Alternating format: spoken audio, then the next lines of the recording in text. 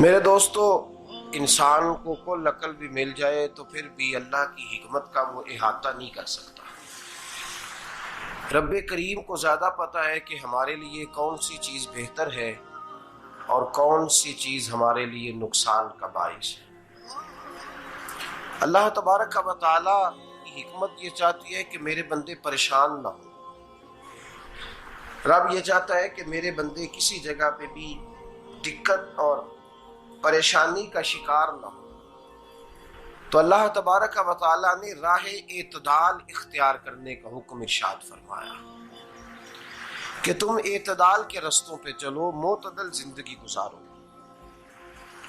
افراط و تفریط سے بچو۔ آج جس معاشرے میں ہم وقت گزار رہے ہیں، اس معاشرے میں ہم اس بات کو سمجھنے سے قاصر ہیں کہ اصل ہمارا مسئلہ کیا ہے۔ ہمارا اصل جو مسئلہ ہے اس کی شناخت ہمیں کیسے ہوگی اور ہم پھر اس تک رسائی کس انداز میں حاصل کر پائیں۔ ہم ہمیشہ اپنی آمدن بڑھانے کے چکر میں رہتے ہیں، ایک کام اور شروع کر لیں، پارٹ ٹائم جاب شروع کر لیں، کوئی سائیڈ بزنس اس کا آغاز کر لیں۔ ہماری جو دوڑ لگی ہوئی ہے وہ لگی ہے کام بڑھانے میں، آمدن بڑھانے میں، حالانکہ اسلام ہمیں یہ کہتا ہے کہ تو آمدن بڑھانے کے چکر میں نہ پڑ، اصل بات یہ ہے کہ تو اپنے خرچے کنٹرول کر۔ تنگ انسان وہ نہیں ہوتا جس کی آمدن تھوڑی ہوتی ہے۔ یہ توجہ کیجیے گا میری بات، یہ قیمتی بات ہے اور گفتگو ساری کا لب لباب ہے۔ تنگ بندہ وہ نہیں ہوتا جس کی آمدن تھوڑی ہوتی ہے، اصل پریشان وہ ہوتا ہے جس کے خرچے زیادہ ہوتے ہیں۔ اور ہمارا جو روزمرہ کا نقصان ہو رہا ہے نا، وہ آمدن کے معاملات میں نہیں ہو رہا۔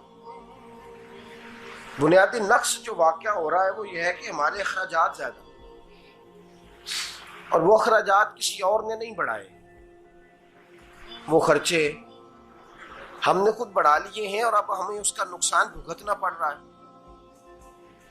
اور اگر آپ صحیح معنوں میں ٹٹولیں تو جو بہت امیر لوگ ہیں وہ تو ان خرچوں سے بچ گئے۔ میں نے بہت سارے ایسے ختمات میں شرکت کی ہے، میں بہت ساری ایسی جگہوں پہ گیا ہوں کہ جہاں لوگوں نے بڑا مختصر سا ختم دلایا ہے تو ہو گیا ہے ختم۔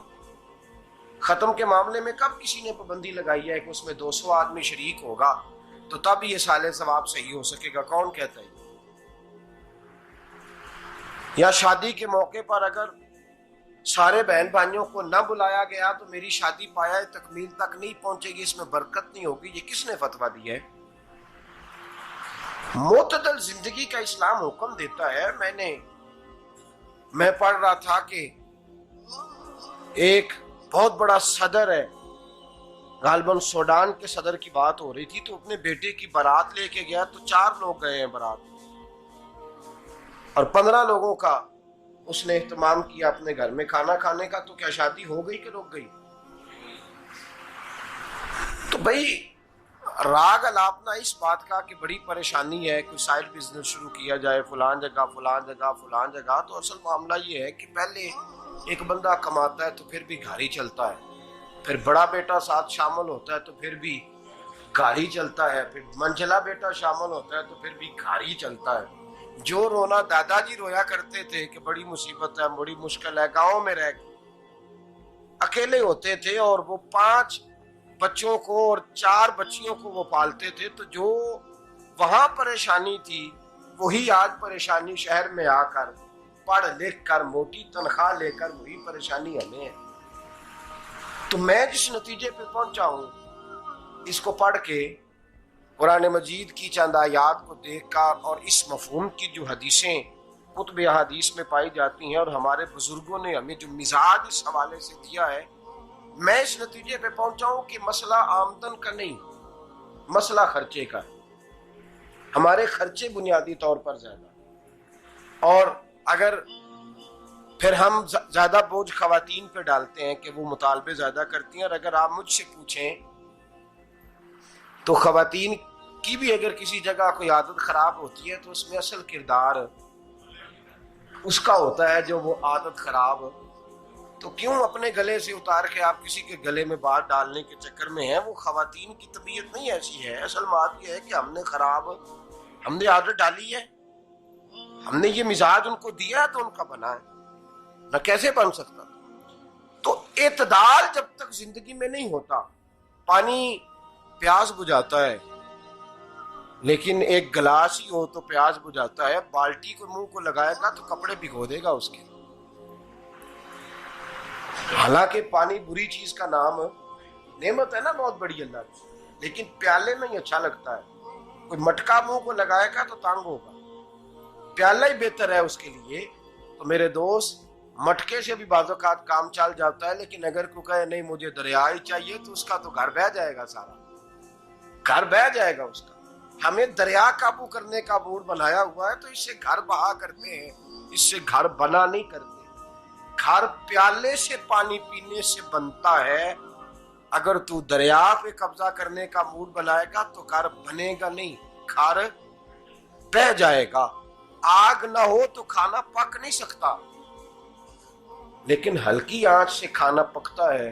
اور اگر آنچ تیز کر دی جائے تو جی قرینے قیاس بات کر رہا ہوں، میں عقل سے ماورا نہیں کر رہا. قرینے قیاس سمجھانے کے لیے مثالیں دے رہا ہوں. ہلکی آنچ پہ کھانا پک جاتا ہے اور آگ تیز ہو تو کھانا جل جاتا ہے. تو کھانا اتنی دیر کھانے کے قابل رہتا ہے جب تک وہ ہلکی آنچ پہ پکتا ہے. تو جتنی مرضی تو کہتا ہے نہیں میرا گزارے نہیں، آگ تیز ہونی چاہیے، تو میاں جل جائے گا، جل جائے گا. ہوا نہ ملے تو سانس نہیں آتی، ٹھیک ہے؟ آکسیجن نہ ہو تو سانس، ہوا نہ چلے تو گزارا نہیں ہوتا. لیکن اگر تیز چلے نا، اگر تیز چلے تو آندھی اور طوفان بن جائے تو چھتیں گرا دیتی ہے، جانیں لے لیتی ہے. ہم ہیں طوفان کے چکر میں، ہم ہیں دریا کے چکر میں، ہم ہیں بڑے لاؤ کے چکر میں. تو میاں ہلکی آنچ ہی اچھی ہے، یاد رکھ.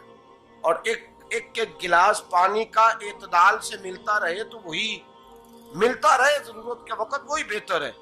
تو پورے دریا پہ قبضہ کرنے کا پروگرام نہ بنا، تانگ ہو جائے گا. اور میرے عزیز یاد رکھ، ہوا سانس لینے کے مطابق ملے تو وہی اچھی ہے، جو سانس بند کرنے پہ آ جائے وہ ہوا اچھی.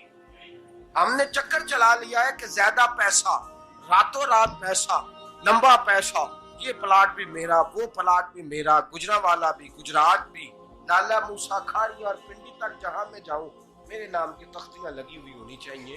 اسلام منع کرتا ہے.